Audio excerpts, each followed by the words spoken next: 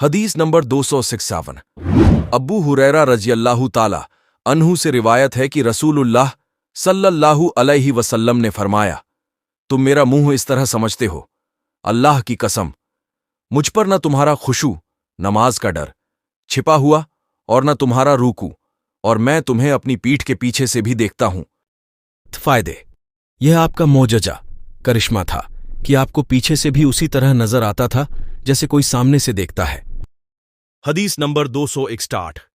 इब्ने उमर रजी अल्लाह ताला अन्हु से रिवायत है कि एक बार रसूलुल्लाह सल्लल्लाहु अलैहि वसल्लम ने तैयार शुदा घोड़ों के मुकाबले के लिए फासला मकामे हफिया से सनियतुल वदा तक और गैर तैयार शुदा घोड़ों की दौड़ सनियतुल वदा से मस्जिद बनी जुरैक तक मुकर्रर की, और अब्दुल्लाह बिन उमर भी उन लोगों में शामिल थे जिन्होंने घुड़दौड़ में हिस्सा लिया। फायदे। मालूम हुआ कि मस्जिद फलां कहने में कोई हर्ज नहीं, क्योंकि ऐसा कहने से किसी की जाति जायदाद मुराद नहीं, बल्कि मस्जिद की पहचान मुराद होती है। हदीस नंबर 261। अनस रजल्लाहु ताला अन्हु से रिवायत है, उन्होंने फरमाया कि नबी सल्लल्लाहु अलैहि वसल्लम के पास बहरीन से कुछ माल लाया गया तो आपने फरमाया कि उसे मस्जिद में ढेर कर दो।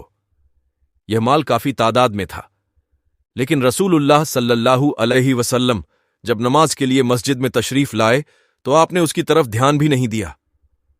जब नमाज से फारिग हुए तो आकर उसके पास बैठ गए, फिर जिसको देखा उसे देते चले गए।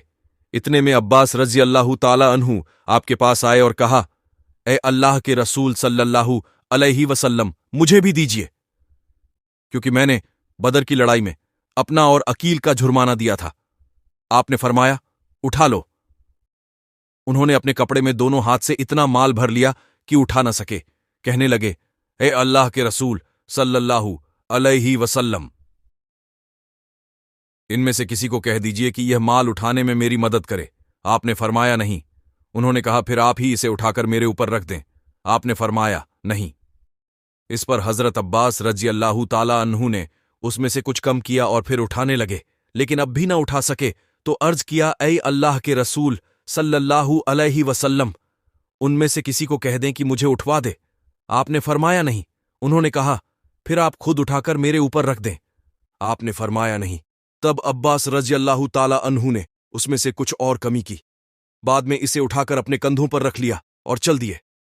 रसूलुल्लाह सल्लल्लाहु अलैहि वसल्लम उनकी हिर्स और लालच पर ताज्जुब करके उनको बराबर देखते रहे, यहां तक कि वह मेरी आंखों से गायब हो गए। अलगर्ज रसूलुल्लाह सल्लल्लाहु अलैहि वसल्लम वहां से उस वक्त उठे कि एक दिरहम सिक्का भी बाकी न रहा। फायदे। मस्जिद में गुच्छे लटकाने का इस हदीस में जिक्र नहीं, दूसरी रिवायत में उसका बयान मौजूद है।